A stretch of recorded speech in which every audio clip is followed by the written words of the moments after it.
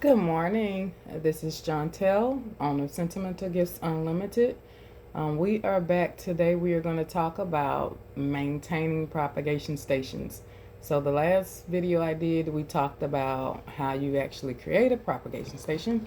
And I do have some examples right here, some of the propagation stations I have created. And then a lot of people want to know, okay, I got my propagation station. Now what's next? I've actually had some people want to know what is a propagation station. So pretty much, propagation station is a container that you use that holds water that you use for rooting any cutlings. That's pretty much what your propagation station is. It could be a jar, it could be any container that you use just to put your cutlings in so that they can produce roots. Next question that I got was, how often do you change the water? On your propagation station, you want to change your water, I'm going to say at least once a week, just because you want to be able to introduce fresh water with fresh oxygen so that the plant can produce roots properly. Now, if you have murky water or you have an issue with any algae growing in your water, you want to change your water a little more often.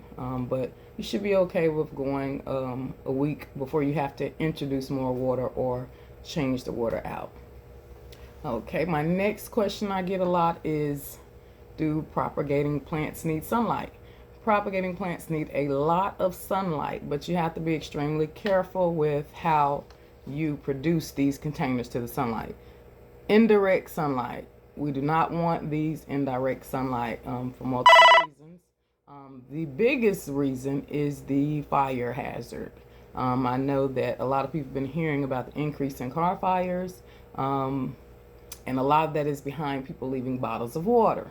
And so you have to remember that whenever sunlight hits this water, we can cause an issue. So we don't do direct sunlight with propagation stations that are glass and see-through. We're going to do indirect sunlight. You're going to do 4 to 6 hours of indirect bright sunlight a day. It can be artificial with your grow lights. That's perfectly fine. Okay, let me make sure I didn't leave anything out with the sunlight. Just be very careful with propagation plants and putting them directly in windows. You don't want to do that. Okay, now another question. One of my biggest questions I get at the market is, do they just stay in there?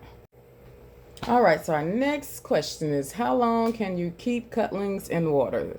Quickest answer, best answer for that is indefinitely. It's really up to you. There are tons and tons and tons and dozens of water-loving plants. You can leave them in there. What you do want to do is introduce a fertilizer to your water.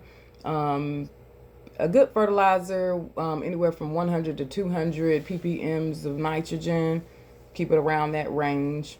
So yes, you can keep these in there as long as you want. As they grow taller, I tell a lot of my customers, as they get taller, you can let them grow wild, bend, do whatever you want them to do. Or if they're getting too long, you can always cut them back.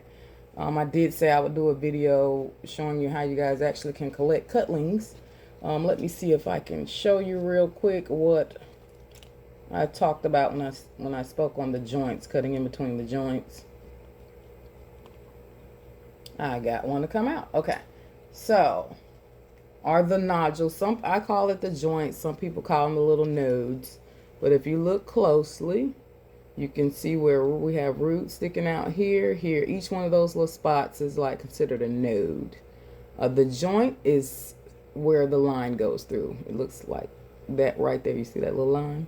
So you always want to cut in between the lines, and you want to make sure you have one of the little nodes on there.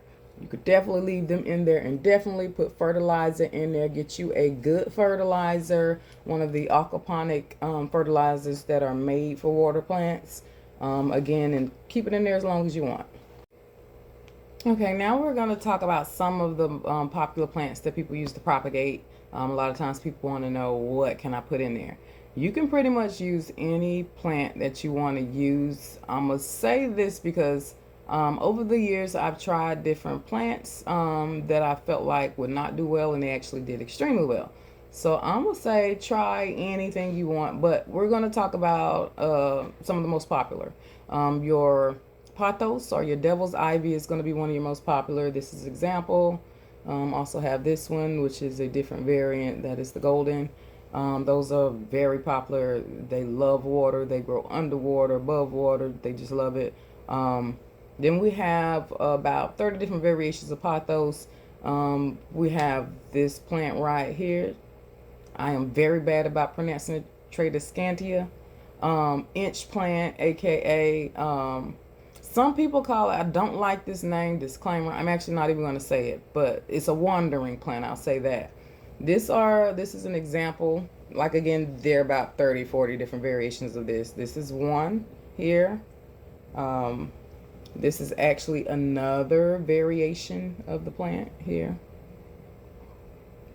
And I have a few more variations. I'm not going to show them all, but those are excellent for your propagation stations. We have the philodendron, which is also known as your Swiss cheese plants or your heartleaf plants. Those are excellent for your propagation stations. Your sansevierias, excuse me again, pronunciation.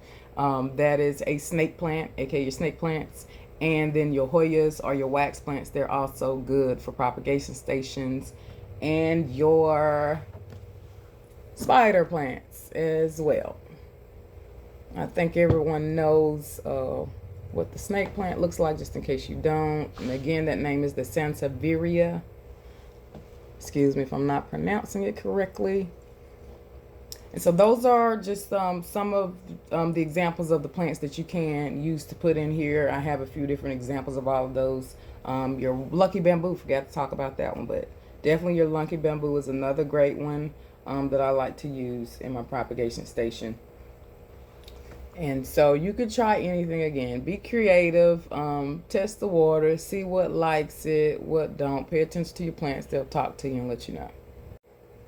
Okay, another question that I get about propagation stations is why are my cutlings not rooting, or why did it die? There are millions of answers to that question. I'm going to say for the most part, has something to do with your water. A lot of times the leaves will yellow if you don't have any nutrients in your water. You decide not to do any fertilizing. They will become chlorotic. So they'll turn yellow. It's pretty much a lack of chlorophyll. Another thing is not cutting the rootlings. I'm sorry, not cutting the cutlings, correct. You have to make sure that you do cut off, the part that you cut off does include a little node or a nodule where the root actually comes out, and it's, near that joint. You definitely want to make sure that you don't cut it too long to where that part is not touching the water. And you also don't want to cut it too short to where it's disrupted and that nodule, that root can't come out of there. Another thing is just making sure your water is clean, making sure that it also has oxygen in it. Propagation stations really are sensitive to tap water. They have a lot of horrible things in there. The main thing being the chlorine. Plants hate it.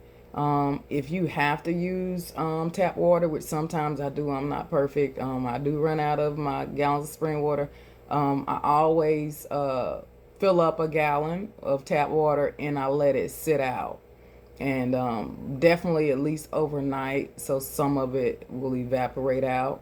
But you definitely don't just want to get tap water and put it straight on a plant. So those are some of the reasons. Also, if you cut, I'm going to say too low below the nodule or the joint, whatever is below it will rot. And so you want to be very careful when you cut, do your cutlings, that you just, at the bottom, you have just what you need. That could be another reason. So definitely, I'm always open to my customers sending me pictures, texts, and there are so many great apps out here that you can download that could help you as well. Don't get discouraged. just try another piece. And again, like I tell people, I relate plants to people. Sometimes people born, they all have, differences. Sometimes people have things wrong with them. Same with plants. I mean, sometimes you can do everything that you think to do and it'll still fail. That's just something that happens. I want to thank you guys again for tuning in, bearing with me. This is my second video, so you guys gonna have to give me at least about 10. I'm getting a little better at the editing part, but we got some work to do. I appreciate your patience, being here with me. If you have any questions, I still have a lot of questions that I have not answered that my customers would like me to answer, so we'll definitely be doing more videos. I'm in the process of making a body butter right now, so I plan on doing another video on the process of my quadruple body butter.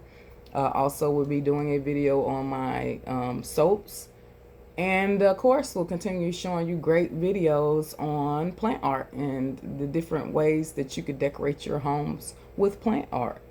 And the different, oh God, we have so many awesome planters that have come out. I can't wait to show you.